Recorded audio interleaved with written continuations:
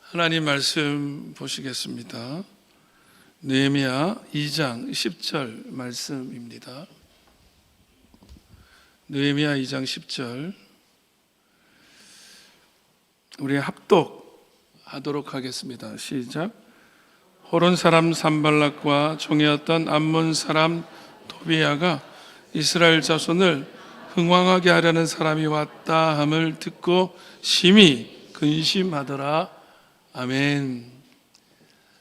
이 시간 이 말씀으로 흥왕하게 하는 사람, 흥왕하게 하는 사람이라는 제목으로 하나님 말씀 나누겠습니다. 요즘 우리 주변에서 많이 듣는 소리 중에 하나가 정말 IMF 때보다 더 힘들다, 더 상황이 안 좋다, 그런 얘기 하죠. 경제 상황이 좋은가 안 좋은가 이렇게 물으면 거의 대부분이 너무 어렵다, 힘들다라고 얘기를 하고 있고, 지금 보시는 도표는 2년 전의 도표인데 지금 그때보다 더 안 좋아졌기 때문에 더 많은 사람들이 피부로 이 상황이 안 좋음을 체감하고 있는 것 같습니다. 경제 상황뿐만 아니라 우리 기후 위기는 전 지구적으로 어려움을 당하고 있는 그런 현실이고, 우리 지역에 창원, 부산, 김해, 우리 장유까지 비가 폭우가 내려서 이렇게 비 피해를 입으신 분들이 많고, 우리 교우들 가정도 이번에 어려움 당하신 분들도 꽤 있습니다. 이 기후 위기는 우리나라만의 문제가 아니라 이제 전 지구적인 문제이기 때문에 여러분, 이거 함께 기도해야 될 문제고 어떻게 해결할 것인가, 그런 생각이 드는 큰 문제죠. 그뿐만 아니라 지금 세계 곳곳에서는 전쟁과 폭력이 난무하는 그런 상황에 처해 있죠. 이번에 이스라엘 정보기관 모사드가 배경인지 이스라엘 정부 당국이 배경이라고 하는 얘기를 하지만 삐삐 페이저를 폭발시켜서 수많은 사람이 다치고 또 무전기도 폭발하고 이런 식으로 장례식 중에 또 터뜨리는 그 전쟁의 양상이 완전 달라졌죠. 그리고 미국 대선 즈음에 한 후보를 암살 시도를 2번이나 하는 일이 일어났지만, 또 그 후보는 이 이민자들을 이렇게 아주 조롱하고 이렇게 폭력적으로 이렇게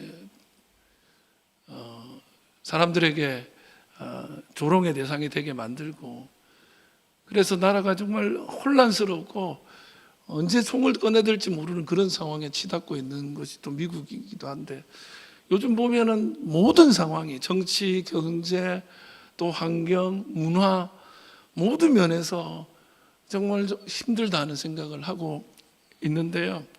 제가 이럴 때 가만히 생각해 보니까 이런 상황을 좀 확 바꿔놓을 사람이 등장하지 않나. 우리가 영화 같은 거 보면 히어로 무비 있잖아요. 뭐 어벤져스 뭐 이런 영화 보면 그들이 등장하면 상황이 확 바뀌어요.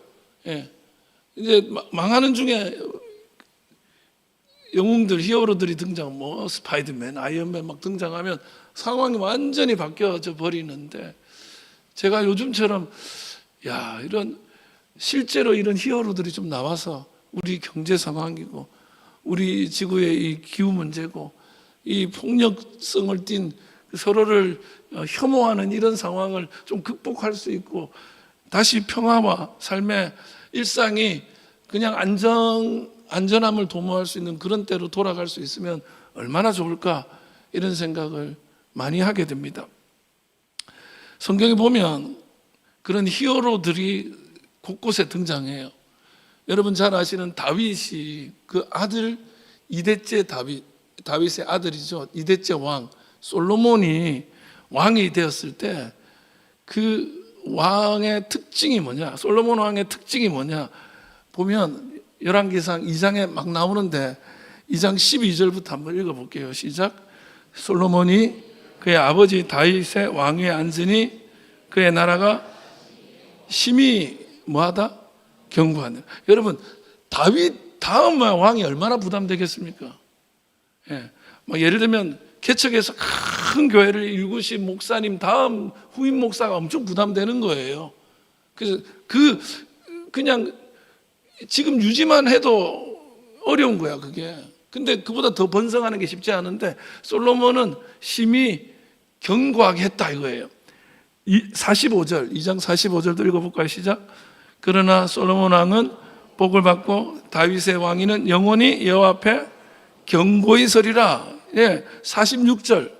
여호야다의 아들 분하야에게 명령하며 그가 나가서 시므이를 치니 그가 죽은지라. 이에 나라가 솔로몬의 손에 견고하여지니라.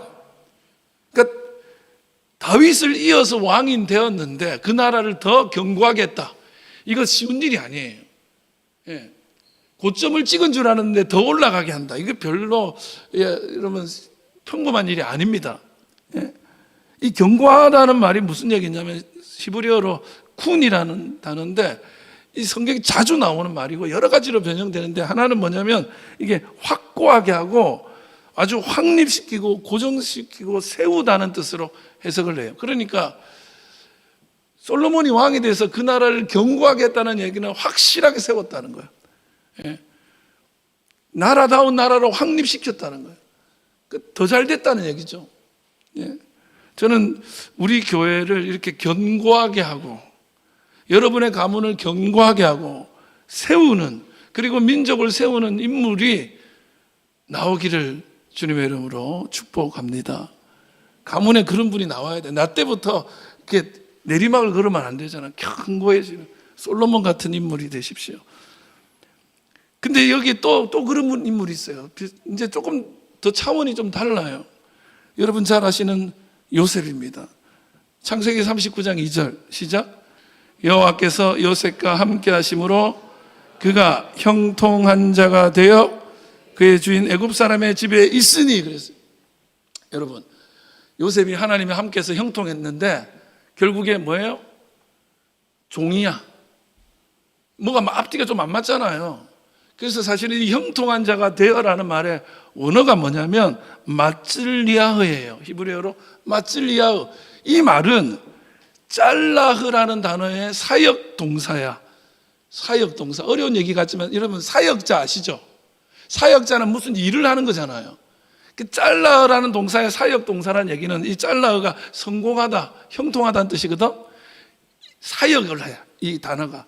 그러면 형통하게 한다는 뜻이 되는 거예요. 성공하게 한다는 뜻이에요. 그러니까 내가 성공한 사람이 아니고 성공하게 하는 사람. 요셉은 자기가 형통했다기보다 형통하게 하는 사람. 보세요. 요셉은 형님들한테 인신매매 당하잖아. 그게 형통한 거 아니잖아요. 시기질투 받아서.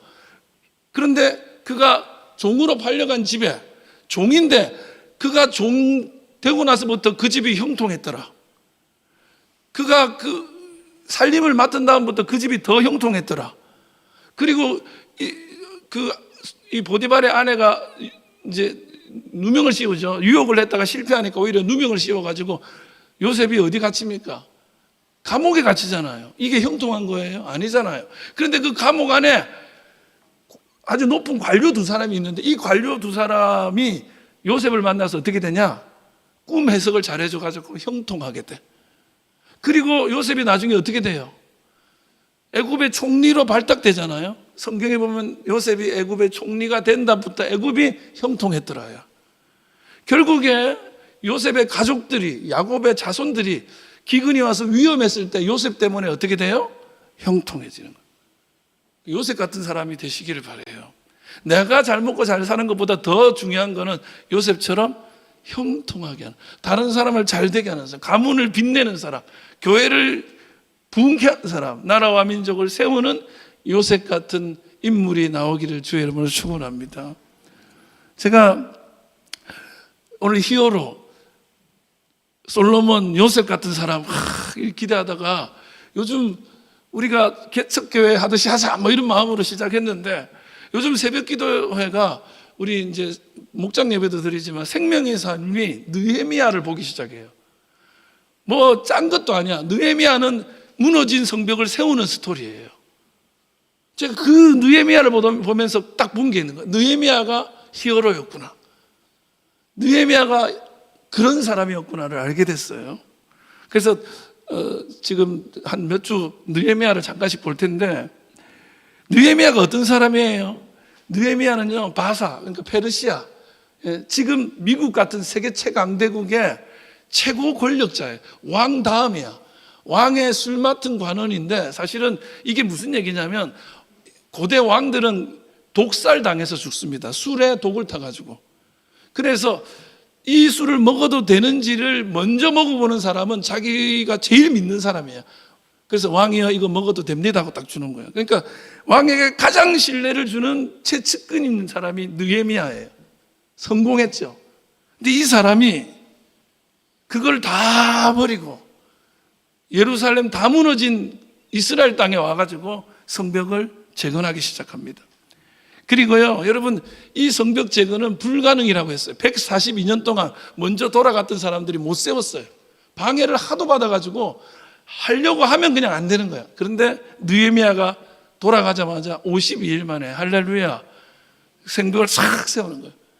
저와 여러분도 이 느헤미야가 세운 이 성벽의 재건의 역사를 이루시는 52일의 기적이 가정에 또 교회에 민족에 일어나기를 간절히 바랍니다. 그 느헤미야가 예루살렘에 왔다는 소식을 들은 그들의 대적자들, 방해꾼들이 듣고 한 얘기가 뭐냐? 오늘 10절이에요. 시작. 호른 사람 산발락과 종이었던 암몬 사람 도비야가 이스라엘 자손을 흥왕하게 하려는 사람이 왔다 함을 듣고 심히 근심하더라. 그러니까 그의 대적들이 이 느헤미야를 뭐라고 부르느냐면 흥왕하게 하려는 사람이라는 거예요. 할렐루야.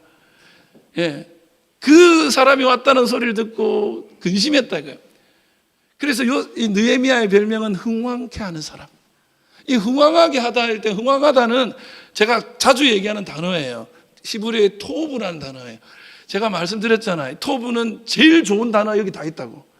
좋게 된다, 선하게 된다, 소득을 얻는다, 잘 된다, 번영한다, 잘 산다 하는 게 다 토브라는 단어야. 그래서 여러분 가게 하려면 가게 이름을 토브라고 지어요. 카페 해봐. 카페 이름이 더 카페 토브. 멋지잖아요. 병원 이름도 토브라고 지어요. 주사 잘 놓고 치료 잘하고 선하게 되는 이런 아주 좋은 뜻의 단어가 토브인데, 그의 대적들이 저 사람이 여기 잘 되게 하려고 온 사람이야 라고 생각하면 근심했다. 여러분 있잖아요, 재밌는 게 뭐냐면 잘 되게 하기 위해서 오면 다 좋아할 것 같죠? 싫어하는 사람도 있어요. 교회 부흥하는 거 다 좋아할 것 같죠? 싫어하는 사람이 있어요. 저 그런 교회 있어 봤거든요. 딱 어느 정도 숫자 되면 교회 문제를 일으켜서 사람 나가게 만들어. 몇 사람이 더 이상 자라지를 못하게. 뭐 이건 딴 얘기니까 다 좋아할 것 같지만 안 그렇더라고요. 네. 어쨌든 요셉은 흥왕하게 하는 사람. 여러분, 저는 여러분의 자녀들도 여러분들도 우리 모두가 흥왕하게 하는 사람이 되기를 바라요. 그러니까 뭐예요? 형통케 하는 사람, 예. 든든히 세우는 사람, 예. 견고하게 하는 사람, 그들의 특징이 있어요. 그래서 오늘은 그 얘기를 하는데, 이 느헤미야가 이렇게 흥왕케 하는 사람이 되려면 어떻게 해야 되는지를 우리에게 보여줍니다. 첫 번째는 거룩한 근심을 품어야 된다는 거예요. 여러분, 거룩한 근심을 품은 사람이 일을 내요. 일을 만드는 거예요. 쓸데없는 근심, 세속적인 근심이 아니라 거룩한 근심을 품어요. 여러분, 그런 근심이 있기를 바라요. 예. 다른 염려, 걱정이 아니라 거룩한 거. 내 걱정은 거룩해야 돼. 2절 한번 읽어볼까요? 시작. 왕이 내게 이르시되 내가 병이 없거늘 어찌하여 얼굴에 수심이 있느냐? 이는 필연 네 마음에 근심이 있음이로다 하더라. 예. 여기까지만 딱 볼게요. 그러니까 왕이 느헤미야한테 말하는 거예요. 너 얼굴에 왜 이렇게 수심이 있니? 필시 네 마음에 근심이 있구나 이렇게 된 거야. 근데 여러분 느헤미야가 근심할 게 뭐가 있을까요? 느헤미야는 세상 권력을 가진 사람이에요. 능력도 출중합니다. 142년을 못했던 걸 52일 만에 할 만큼 능력 있는 사람이에요. 이런 사람이 뭐가 근심이 있겠습니까? 예? 먹고 사는 문제가 근심이었을까요?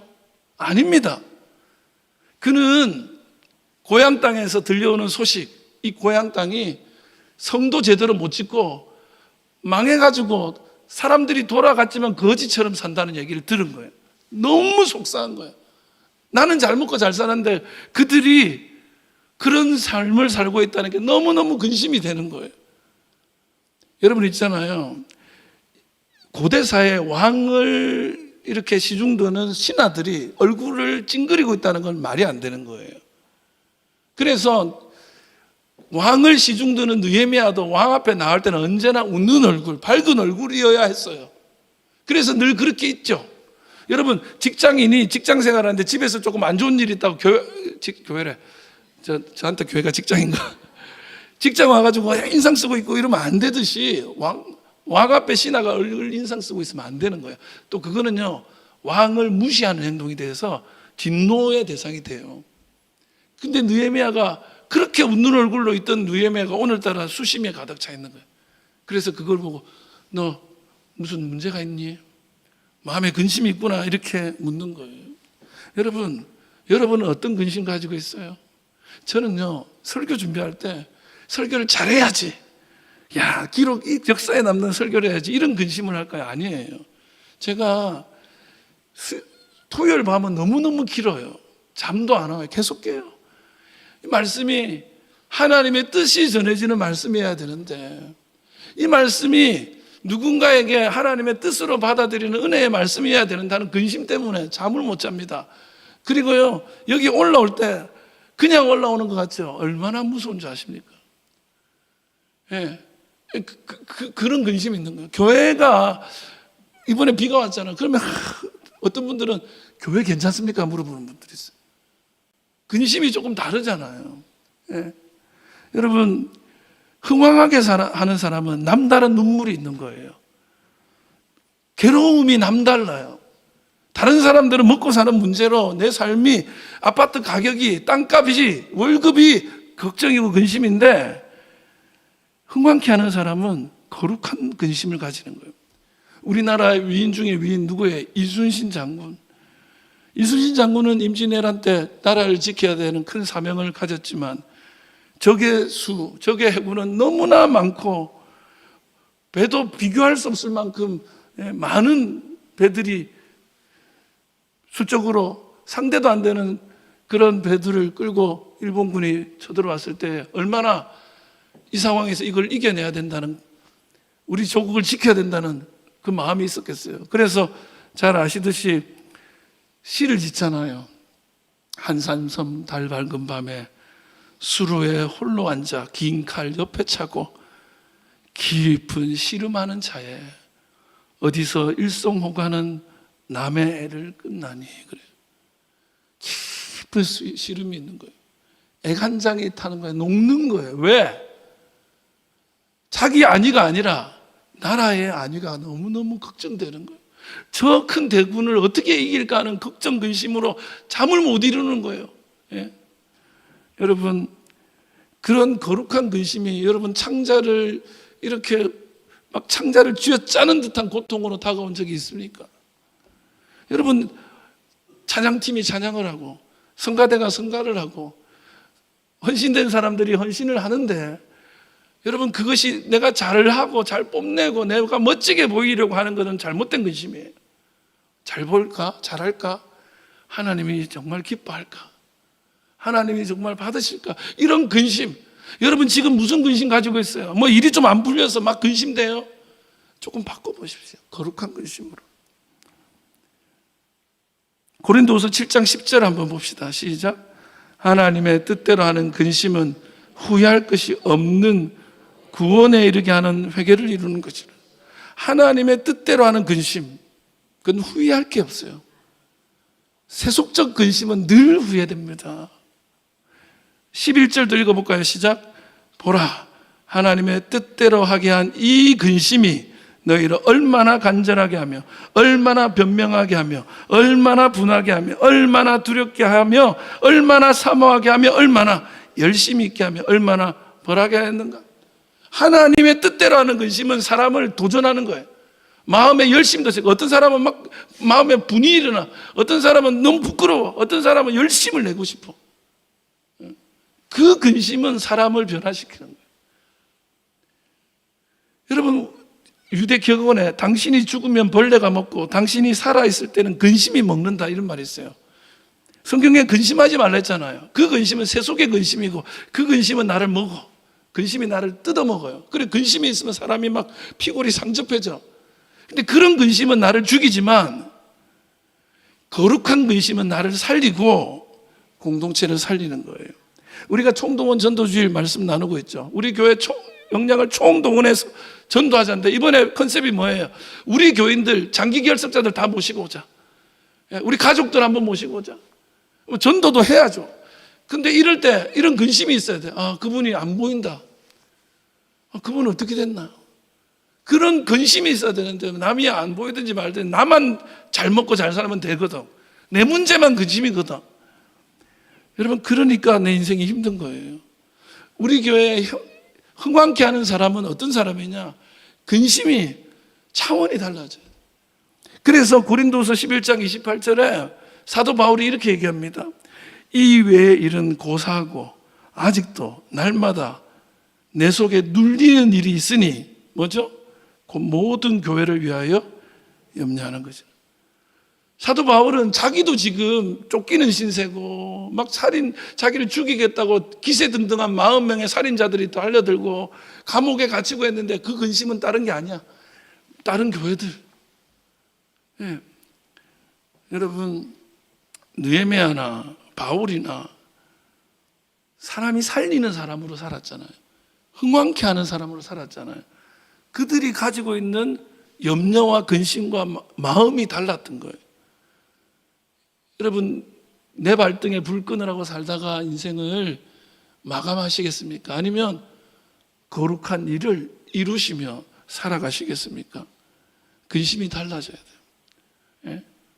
그래서 교회에 뭔가 필요한 게 없을까? 내가 이 사역을 통해서 교회에 좀 헌신하면 안 될까? 이런 마음도 가져야 돼요. 예. 이번에 전도 좀 한 분이라도 해야 되는데 하는 거룩한 근심이 일어나야 돼요. 너무 변한 거죠. 예. 내 문제 있을 때만 힘들고 말이죠. 두 번째, 응답의 순간까지 기도하며 기다리는 사람이 흥왕케 한다는 거예요.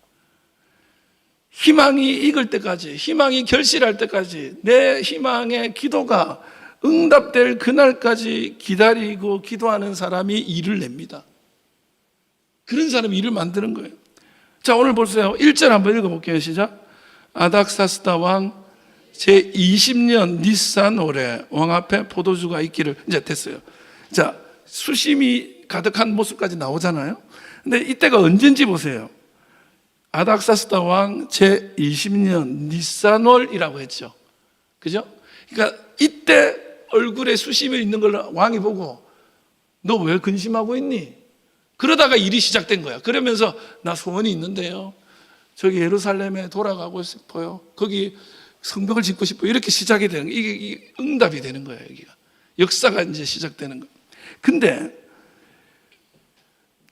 처음 이 소식을 느헤미야가 언제 들었냐? 느헤미야 1장 1절에 딱 나오거든요. 한번 읽어볼까요? 시작.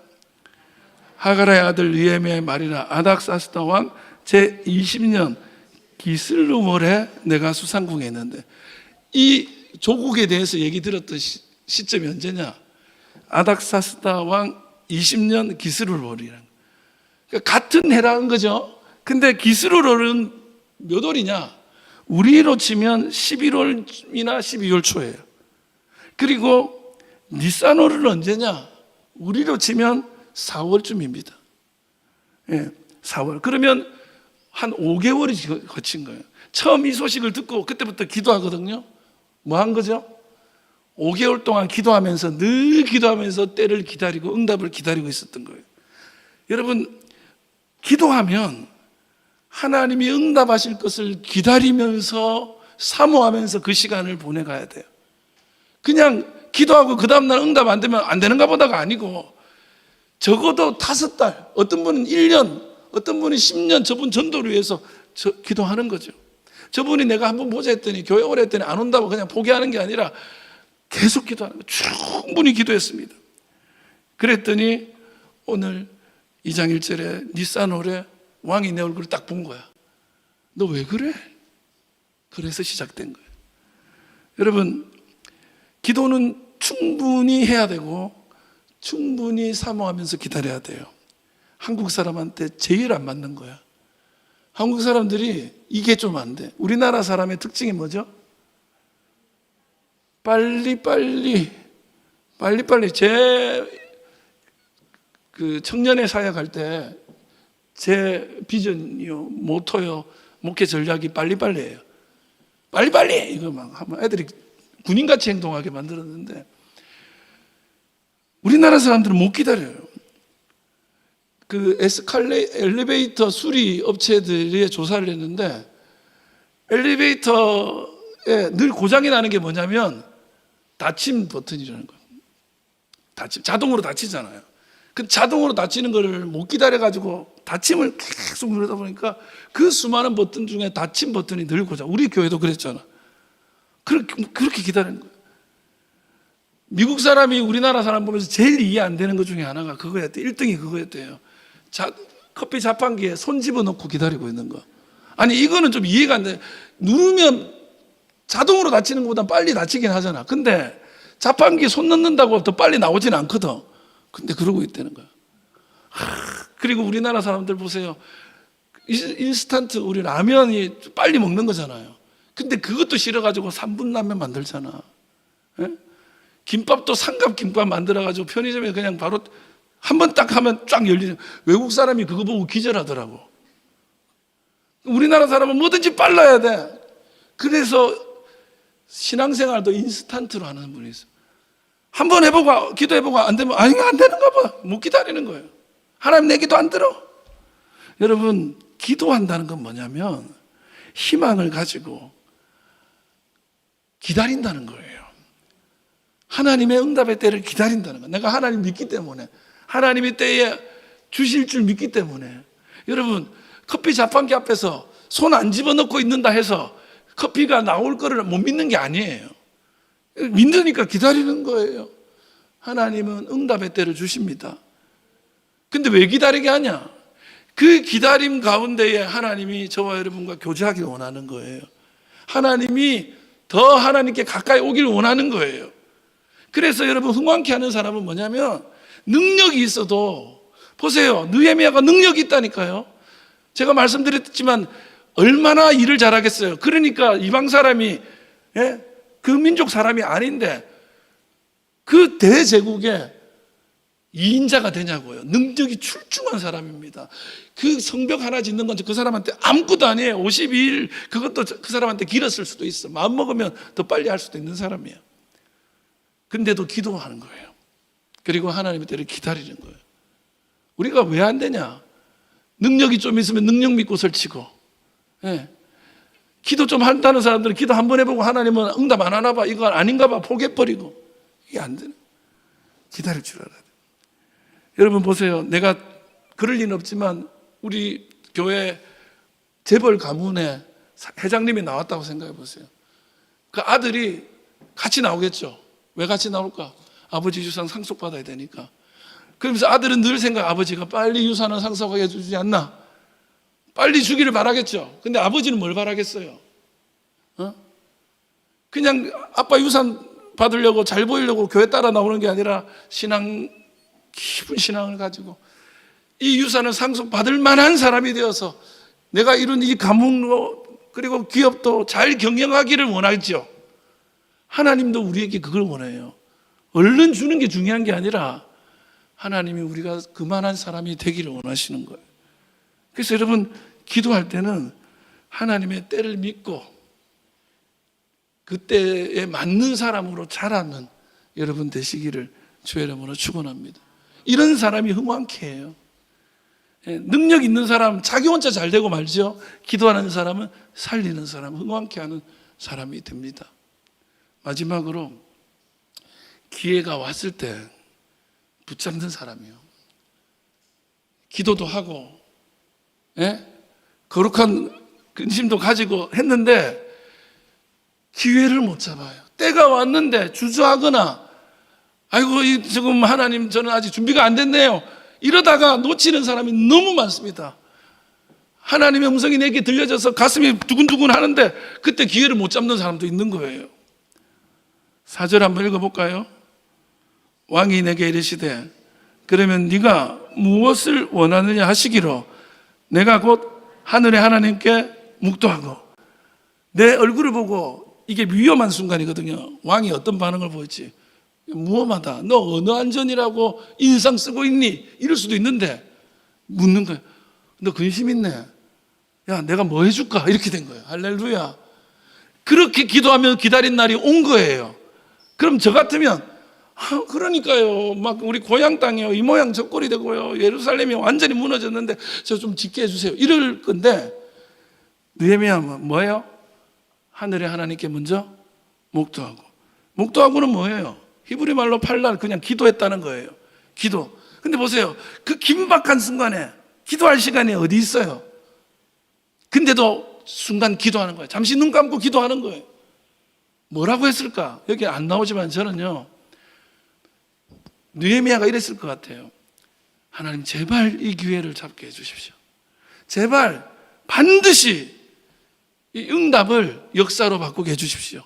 뭐 그랬든지 아니면 제가 입술에 지혜를 주셔서 내가 말을 잘못해가지고 이게 흥크러지지 않도록 해주십시오. 우리가 그렇잖아요.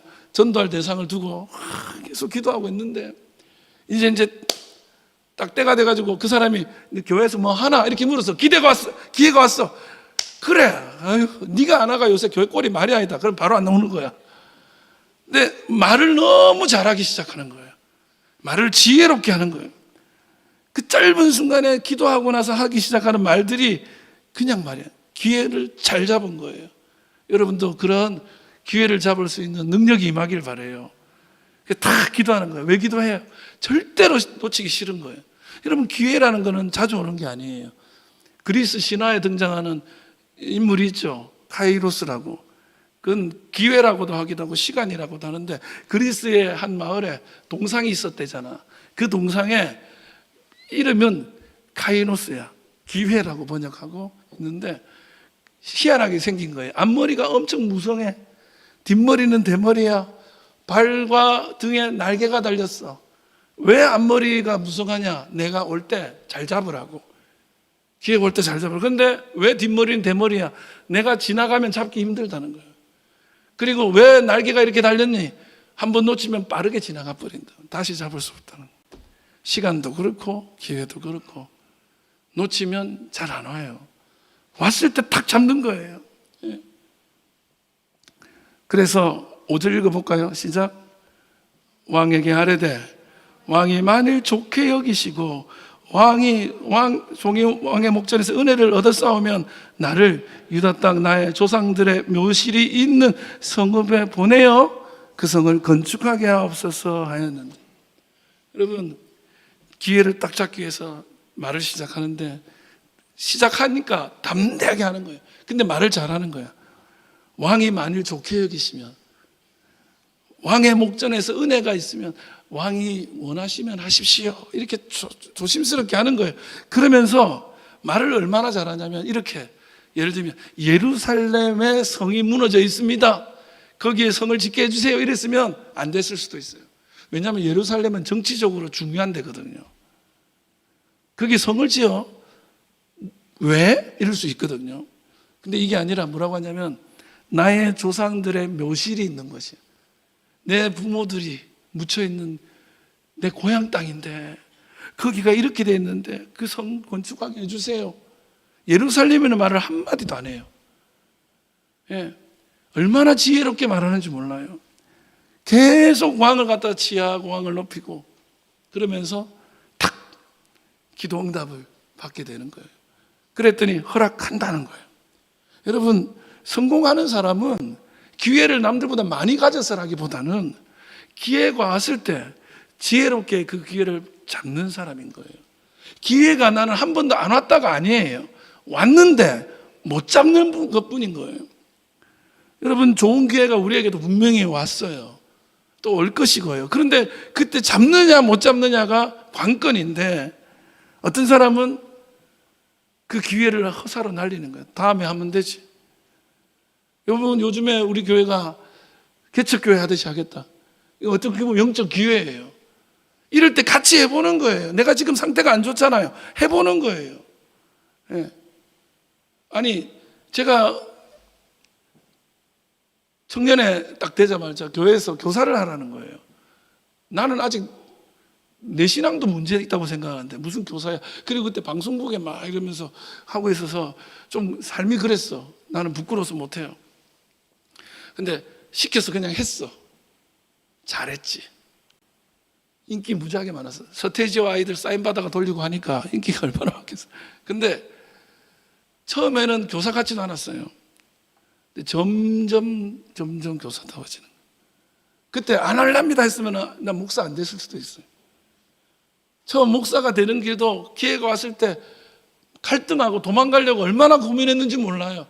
그런데 다시 하나님이 그 자리를 잡게 하셔서 한 달 동안 기도하게 하시고 결국에 하나님이 탁 잡아주시는 거예요.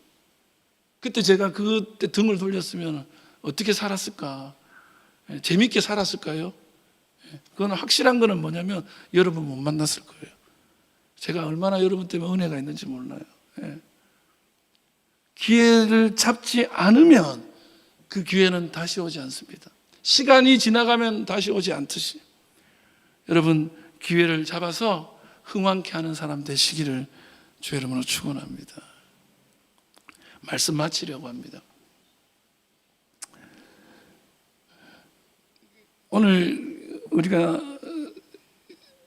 느헤미야를 보면서 이 사람이 흥왕케 하는데 거룩한 근심을 가지고 기도하면서 기회가 왔을 때 잡았다 그랬는데 이 사람은 기도만 한 사람이냐?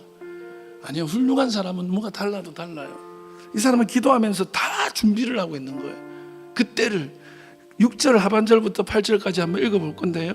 왕이 나를 보내기를 좋게 여기시기로 내가 기한을 정하고 내가 또 왕에게 아뢰되 왕이 만일 좋게 여기시거든 강 서쪽 총독들에게 내리시는 조서를 내게 주사 그들이 나를 용납하여 유다에 들어가기까지 통과하게 하시고 또 왕의 삼림 감독 아삽에게 조서를 내리사 그가 성전에 속한 영문의 문과 성곽과 내가 들어갈 집을 위하여 들보로 쓸 제목을 내게 주게 하옵소서 하매 내 하나님의 선한 손이 나를 도우심으로 왕이 허락했다는 거예요. 무슨 얘기예요? 기회가 왔을 때 해라. 너 하고 싶은 대로 해라. 응답이라고 생각하고 저 같으면 바로 뛰어갔을지도 모르겠어요. 근데 느헤미야는 그거로 만족하지 않는 거예요. 이 일을 함에 있어서 어떤 도움이 필요한지 무엇이 필요한지 다 준비하고 있는 거예요. 그리고 방해가 있을 수 있기 때문에 가는 곳마다 총독들에게 나를 지나갈 수 있고 내가 이 일을 할 수 있도록 왕이여 조서를 내려 문서를 만들어 주십시오. 그리고 목재가 많이 들어갈 거니까 목재 관리하는 곳에 가서서 그 목재를 지원받을 수 있도록 조서를 꾸며 주십시오. 우리 같으면 하라고 한 것만 해도 감지덕지할 건데 재정도 법적 허가도 권력도 다 달라는 거예요. 여러분 기도하면서 응답의 때까지 그냥 기다리고 있는 게 아니라요 철저히 준비하는 거죠. 깊이 보는 거죠. 그러면서 내가 어떻게 하면 세울 수 있을까? 흥왕케 할 수 있을까? 그걸 가지고 주님께 구체적으로 기도하는 거죠. 여러분 기도가 구체적이면 응답도 구체적입니다. 기도가 추상적이면 응답도 추상적인 거예요. 도와주십시오 하면 하나님이 어느 날 응답했대. 아니 뭘 도왔냐고. 나 공기 줬잖아. 너 그냥 살 수 있도록 해줬잖아. 도와줬대요. 하나님 도운 거 맞죠? 근데 하나님 내가 필요한 게 이겁니다. 하나님 저 사람하고 한번 만나가지고 차 한잔 마실 기회 좀 주십시오. 예. 그 사람 직장 때문에 문제가 있다는데 주일날 직장에 그럼에도 불구하고 나올 수 있도록 조치를 해 주십시오. 구체적으로 기도하는 거예요. 교회요, 계획 없이 그냥 가는 거 안 됩니다. 하나님 구체적으로 우리가 이 일을 하기를 원합니다. 함께 해 주십시오. 매사에 준비된 자가 응답받습니다. 저는 우리 교회가 아름다운 그릇을 준비하고 정말 흥왕케 하는 사람들이 일어나는 복된 은혜의 동산이 되기를 주님의 이름으로 축원합니다. 기도하겠습니다. 하나님,